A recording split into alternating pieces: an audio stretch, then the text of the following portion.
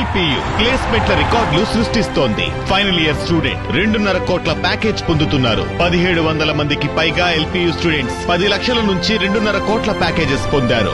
విద్యా విప్లవం ప్రారంభమైంది లవ్లీ ప్రొఫెషనల్ యూనివర్సిటీలో.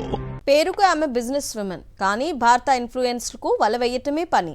భారత ఆర్మీ వివరాలపై కూపీ లాగటానికి భారతీయులనే పావులుగా వాడుకోవటంలో ఈమె దిట్ట. పాక్ ఐఎస్ఐ ఈమెకు పెట్టుకున్న పేరు మేడం ఎన్. ఈ మాయలేడి ఇండియన్ ఇన్ఫ్లుయెన్స్లను ఎలా టార్గెట్ చేస్తోంది, ఎలా ముగ్గులోకి దించుతోంది? Watch the story. పాకిస్తాన్ నిఘా సంస్థ ఐఎస్ఐ కింద పనిచేసే నోషబా షెహజాదా మసూద్ అనే ఈ మహిళా వ్యాపారవేత్త భారత ఇన్ఫ్లుయెన్సర్లను గూఢచర్యంలోకి లాగుతోంది.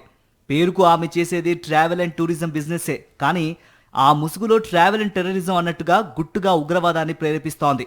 పాకిస్తాన్కు చెందిన నోషబా Shehzada Masood లాహోర్లో జయానా travels and tourism పేరిట ఓ సంస్థను నడుపుతోంది. షెహజాదా భర్త పాక్ సివిల్ సర్వీసెస్లో పనిచేసి రిటైర్డ్ అయ్యాడు. షెహజాదాకు నిఘా సంస్థ ఐఎస్ఐతో బలమైన సంబంధాలున్నాయి. భారత్కు చెందిన జ్యోతి మల్హోత్రా లాంటి సోషల్ మీడియా ఇన్ఫ్లుయెన్సర్లు పాకిస్తాన్లో పర్యటించేందుకు ఆమె సాయం చేస్తోంది. ఐఎస్ఐ ఆమెకు పెట్టిన కోడ్ నేమ్ మేడం ఎన్.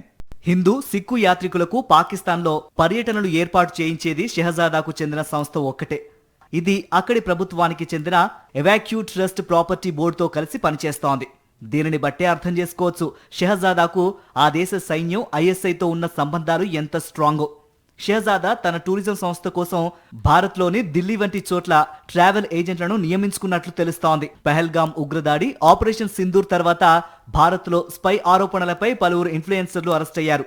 వారిని ఇంటరాగేషన్ చేయగా షెహజాదా పాత్ర వెలుగులోకి వచ్చింది. భారత్లో షెహజాదా ఏకంగా 500 మంది స్లీపర్ సెల్ నెట్వర్క్ ను ఏర్పాటు చేయడం కోసం ప్రయత్నిస్తున్నట్లు నిఘా వర్గాలకు తెలిసింది. ఇందుకు సంబంధించి పాక్ ఐఎస్ఐ ఆర్మీ నుంచి ఆమెకు స్పష్టమైన సూచనలు వచ్చాయట.